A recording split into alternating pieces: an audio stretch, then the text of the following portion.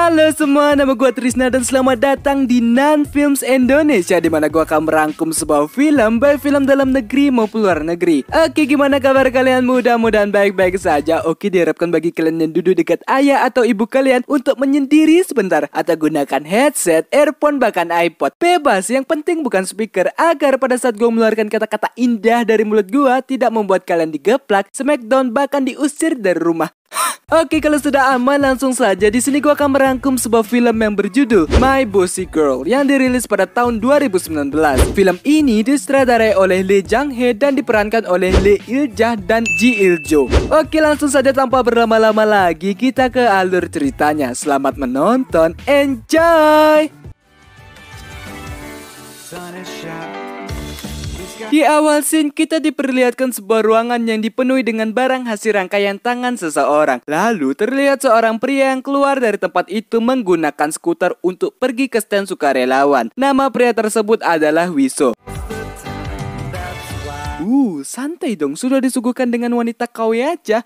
Di perjalanan terdapat banyak orang yang sedang bermain dan bercanda tawa seperti ada suatu festival di sana. Dan terlihat suatu perlombaan panahan dan kita diperlihatkan seorang wanita yang berdemik sedang mengikuti perlombaan. Nama wanita tersebut adalah Yejin. Setelah sampai di stand terlihat dua teman Hiso yang tengah bermain robot hasil rakitan mereka. Ada Yongtae dan Changkil. Lalu mereka pun membicarakan tentang hubungan percintaan ya, sejenis pacaran. Tapi yang mereka obrolkan tidak sesuai dengan kondisi mereka yang jomblo selama 988 hari. Anjing kok sama, lebih malahan. Di lain tempat terdapat Yejin yang sedang bermain permainan panahan. Jika target dikenakan, maka ia mendapatkan boneka. Dan ia mengenai semua sasaran di sana hingga pembuat permainan tidak terima karena mengetahui Yejin adalah seorang profesional serta menghina visi Yejin yang disabilitas. Yejin yang mendengar hal tersebut dibuat ngamuk. Lalu tibalah pertandingan panahan disabilitas yang akan segera dimulai. Pelatih Yejin dibuat bingung karena Yejin belum kunjung datang serta menyuruh muridnya yang lain untuk mencarinya karena acara sudah akan dimulai. Ternyata Yejin sedang memperebutkan boneka yang seharusnya sudah menjadi miliknya, di mana pembuat permainan tidak terima karena hadiah itu yang paling mahal, sehingga boneka hampir dibuat robek dan membuat mereka harus melepaskan bonekanya. Dan hal tersebut membuat Yejin terjatuh dari kursi rodanya. Kembali ke Hiso yang kalah permainan gara-gara temannya curang serta menyuruh Hiso untuk menjaga stand karena mereka akan pergi. Kembali ke Yejin yang tidak bisa mengendalikan kursi rodanya karena kontroler pakai R dari kursi rodanya error dan nyungsep ke arah stand Hiso. Hiso yang melihat hal tersebut bukannya menolong Yejin melainkan melihat kursi rodanya dan memberitahu tentang kerusakan dari kursi rodanya. Yejin bertanya tentang memperbaiki kontrolernya dan Hiso berkata bahwa ia bisa serta akan memperbaiki kursi rodanya. Tapi Hiso meminta Yejin untuk berdiri. Wih, kok gelap? Sangat dark sekali. Anjing bangsat.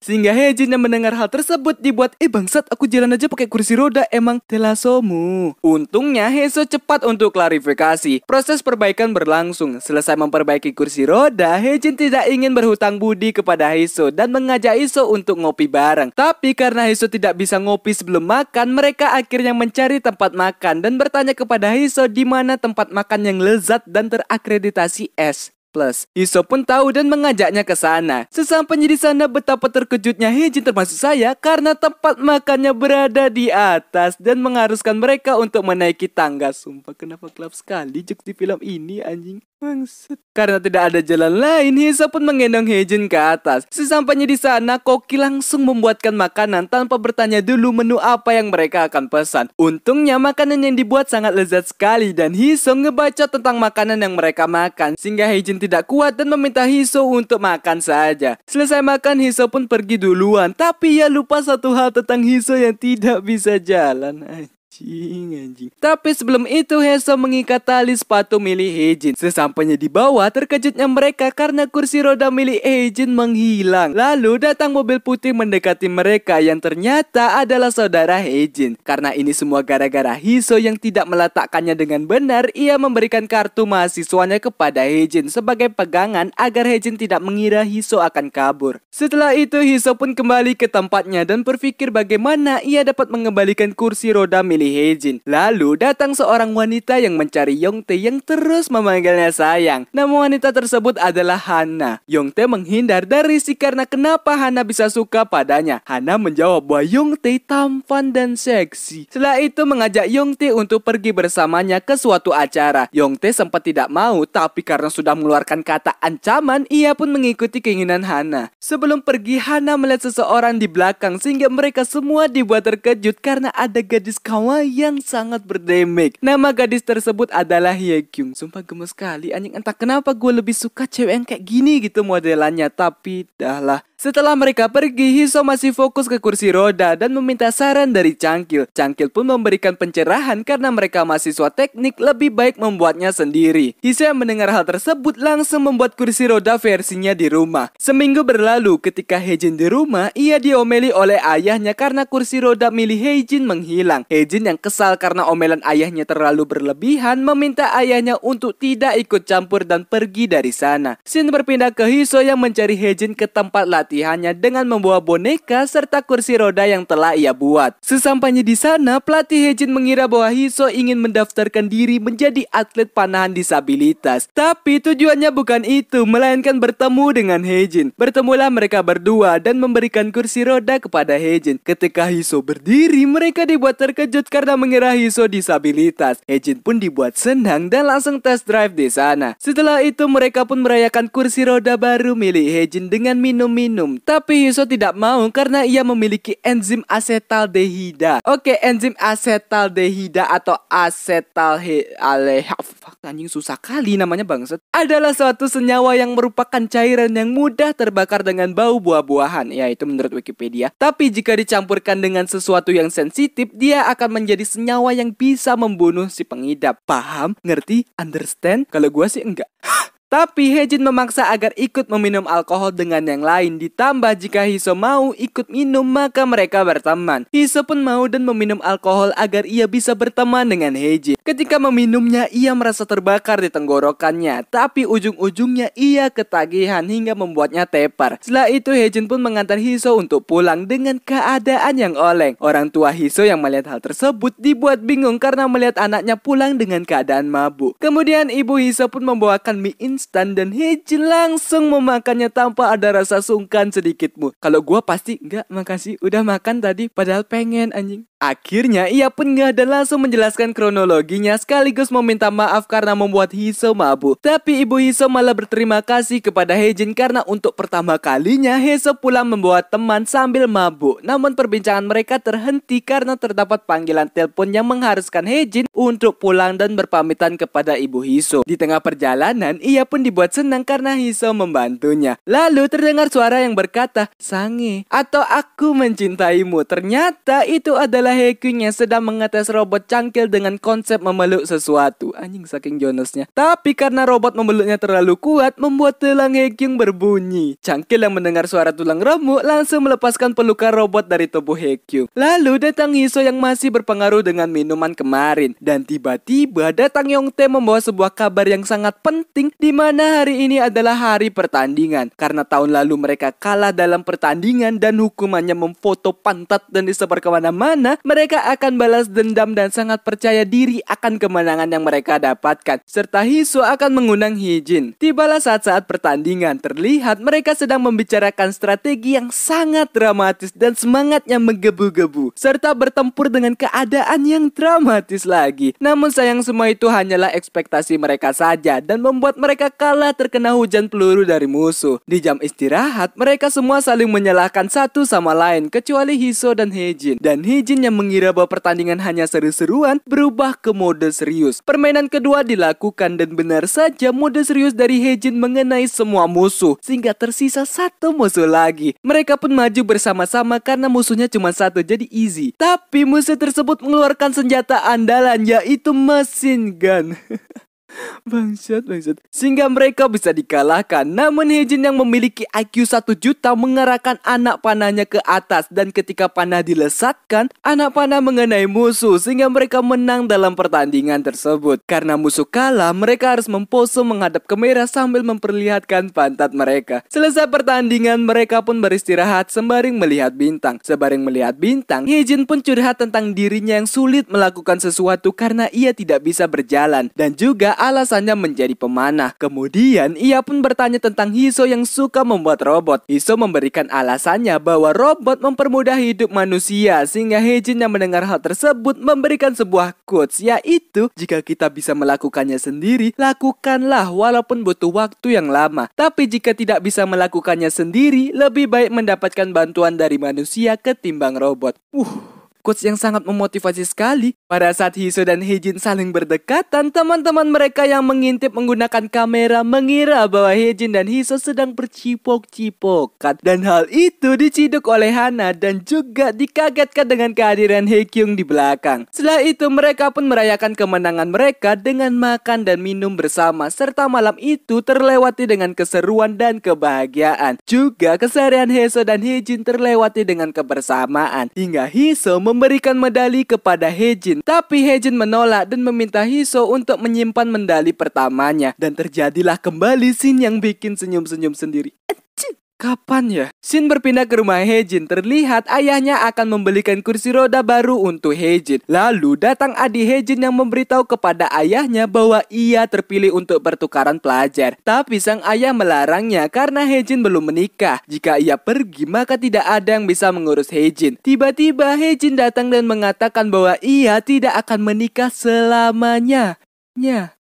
Ayahnya pun bertanya mengenai Hejin yang pergi kemana saja. Juga mengetahui bahwa Hejin beralasan pergi ke latihan agar ia bisa pulang telat. Karena bertele-tele, Hejin pun menanyakan apa maksud yang ingin ayahnya katakan. Ayahnya pun memberitahu bahwa ia akan dijodohkan. Dan sudah pasti Hejin menolaknya, serta pergi dari sana sambil mengancam jika ayahnya mengikutinya, maka ia akan budir. Kembali ke Hiso yang sedang memainkan robotnya dan tiba-tiba terdapat sosok bidadari di depannya yang ternyata itu adalah Hejin. Ya emang sih. Kemudian Hejin pun meminjam VR yang dipakai Hiso. Namun ia sedikit kecewa karena tahu bahwa ia tidak akan bisa berjalan walaupun VR terlihat nyata. Hiso pun meminta maaf karena membuatnya kecewa. Tapi Hejin memilih untuk tetap tegar dan menerima apa yang ia miliki. Setelah itu Hejin pun akan pergi latihan untuk pertandingan nasional. Sebelum pergi, Hiso pun menawarkan diri untuk menonton pertandingan Hejin serta berjanji akan hal tersebut. Di lain tempat, Yongtae mengantar Hana pulang yang sedang mabuk berat. Namun di tengah perjalanan mereka dihadang oleh seorang pria. Si pria protes karena Hana mau dengan Yongtae padahal ia lebih tampan dan kaya, sedangkan Yongtae yang culun dan tidak terlihat seperti orang pintar. Tapi Hana tidak suka si pria karena si pria goblok atau bodoh. Yongtae yang ada di sana melerainya dan tidak ingin mencari masalah. Karena si pria sudah keterlaluan menghina Yongtae, Hana tidak terima dan mencekik lehernya. Namun si pria kasar dan mendorong Hana ke tanah. Yongtae yang melihatnya ingin membantu Hana tapi dihadang lagi. Bacot demi bacot pun terlontarkan ke arah Yongtae. Tapi ketika Yongtae melihat CCTV dan itu bagus karena kejadian akan terekam, ia langsung mengeluarkan jurus pukulan Saitama ke arah si pria sehingga pria tepar dibuatnya. Tapi karena pukulannya terlalu kencang, tangannya dibuat sakit. Shin berpindah ke Changkil yang masih mengembangkan robot kejonasan. Namun robot kejonasan mengalami sedikit kendala sehingga ia menyuruh Haekyung untuk memeluk dirinya. Modus sekali. Tapi hal tersebut tidak ada bedanya. Lalu Haekyung bertanya mengenai Changkil yang jomblo padahal ia sering berbicara tentang wanita. Serta berkata bahwa Changkil seksi ketika bekerja di lab. Tapi Changkil tidak peduli. Tiba-tiba Haekyung mencipuk pipi Changkil yang membuat Changkil luluh. Tapi Changkil malah tidak luluh melainkan ngomel karena telah mencipoknya dan menyuruhnya pergi dari sana. Haekyung pun memberitahu bahwa mesinnya tidak rusak melainkan itu adalah mesinnya. Ya maksudnya itu detak jantungnya dari Changkil. Di lain lain tempat, Hejin bertemu dengan ibunya dan curhat tentang kehidupan Hejin yang dikekang oleh ayahnya atau diatur-atur, serta meminta agar ia dapat ikut dengan ibunya. Namun ibunya menolak karena ia tidak ingin merasa terbebani lagi dan tidak ingin memikirkan orang lain seperti ayahnya. Hejin pun tetap kekeh agar ibunya mengajak Hejin untuk pergi. Melihat anaknya seperti itu, ibunya pun memberikan uang sebesar $30.000 agar Hejin dapat pindah dengan menggunakan uang itu. Namun Hejin protes karena ibunya memberikan ia uang yang sedikit. Anjing, $30.000 kalau dirupiahin itu 430 juta.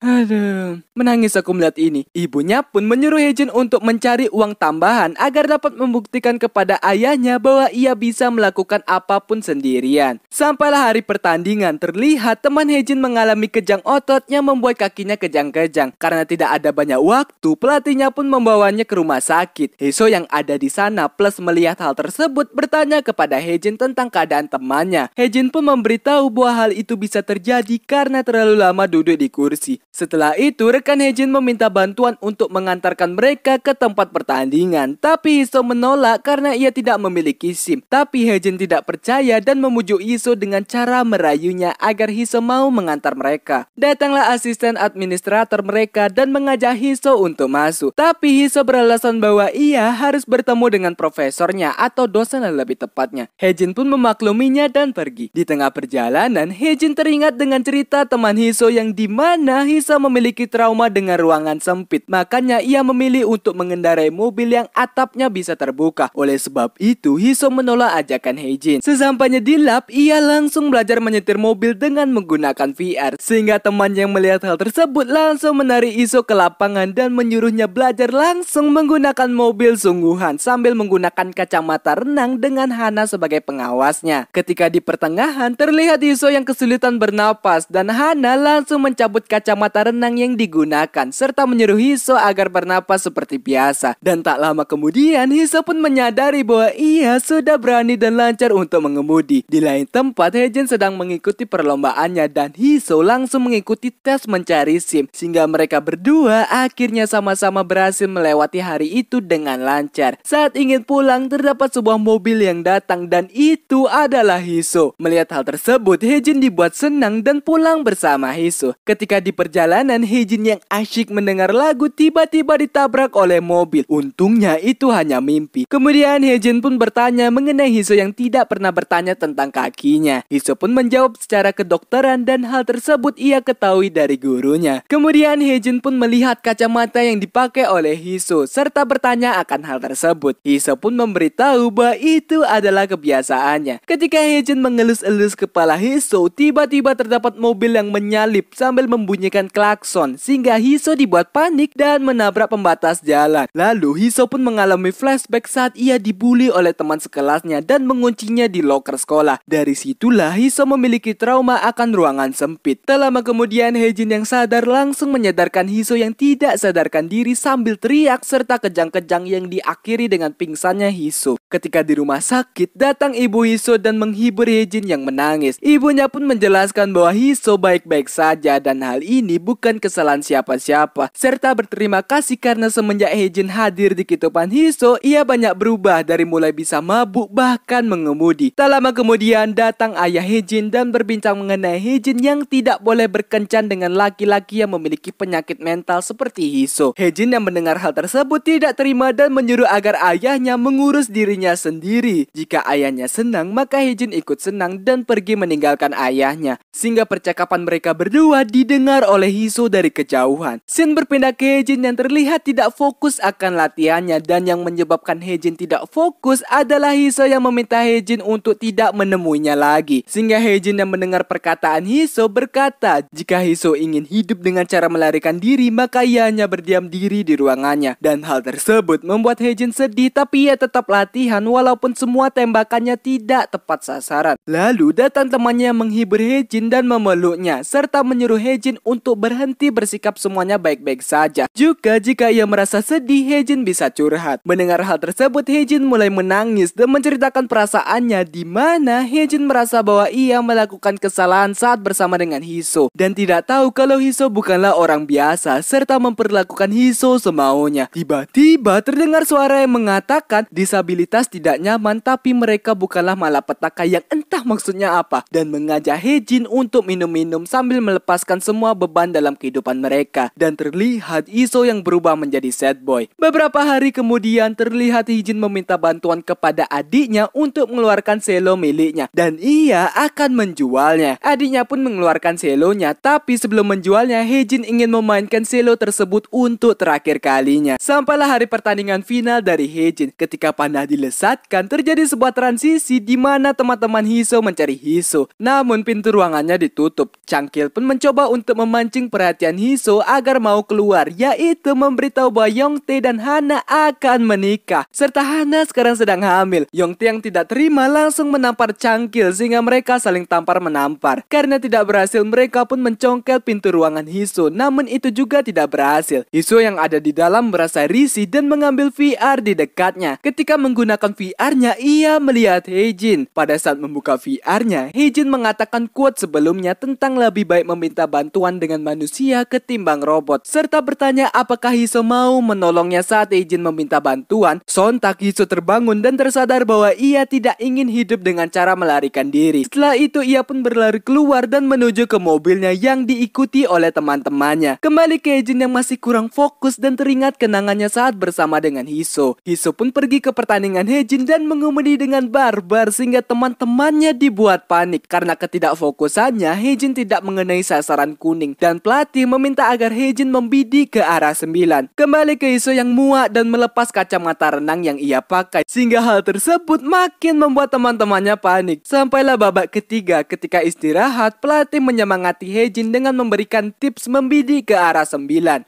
Tapi Haejin memberitahu bahwa ia ingin melakukannya dengan caranya sendiri sambil memperlihatkan perasaan yakin. Datanglah Hiso dan teman-teman sehingga Haejin dibuat terkejut. Hiso pun mengatakan bahwa ia akan berhenti melarikan diri dan ingin bersama dengan Haejin alias ya boy. Dan juga ingin ada untuk Haejin saat ia kesulitan sama seperti yang Haejin lakukan untuknya. Kemudian Hiso pun memberikan medalinya waktu itu serta menyemangati Haejin agar mengalahkan musuhnya. Pertandingan pun dimulai. Lihat Haejin mengenai sasaran sempurna, begitu juga lawannya yang membuat Haejin mendapatkan poin yang sama dengan musuhnya. Karena seri, pertandingan pun harus terus berlanjut walaupun turun hujan, yaitu tahap shot off, di mana jika ada dari mereka yang berhasil mengenai titik tengah atau mendekati titik tengah, maka orang itu yang memenangkan pertandingan. Si lawan menembak dan mendapatkan 10 poin yang mendekati titik tengah, yang disusul oleh Haejin dengan efek sinematik, dramatik, dan fantastik, dan tak lupa untuk flashback seperti Naruto untuk membuatnya lebih percaya diri. Lalu dengan keyakinan penuh, Haejin pun melepaskan anak panah dengan visual efek yang mumpuni, sehingga membuat anak panah menancap tepat di tengah sasaran dan Haejin menjadi pemenang di pertandingan tersebut. Semua orang yang ada di sana pun dibuat senang dan bahagia dengan kemenangan Haejin. Scene berpindah ke adik Haejin yang berangkat untuk pertukaran pelajar di luar negeri, serta Haejin mulai akur dengan ayahnya, juga ia tidak jadi menjual selo miliknya. Kemudian Haejin dan Hiso pun melihat spanduk pernikahan milik Yongtae dan Hana. Haejin pun bertanya di mana spanduk milik mereka. Hiso menunjuk ke samping yang ternyata mereka memiliki spanduk lebih besar dan megah serta berisi tulisan selamat ke Hiso yang telah mempunyai pasangan setelah 9998 hari menjomblo.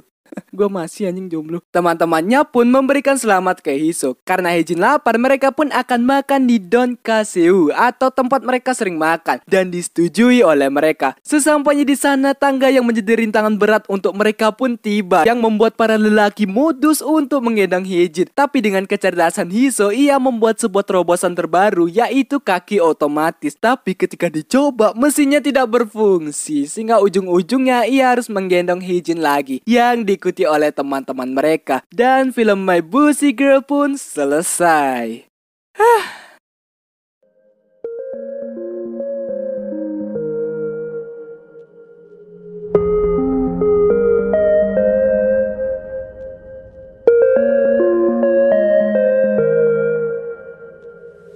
Ya, Ya, begitulah alur cerita atau rangkuman dari film My Bossy Girl. Film yang bagus menurut gua dari romansnya, setnya lumayan dapet dan kebahagiaannya dapat dirasakan. Oke, untuk amanat yang ada di film ini, carilah pasangan yang menerima diri Anda apa adanya dan tidak peduli dengan kekurangan yang Anda miliki, walaupun itu sulit bahkan langka untuk mendapatkannya. Tapi kalau udah jodoh sih bisa gitu. Ya, semoga gue dapat ya jodoh seperti itu gitu. Kawaii, intinya kawaii.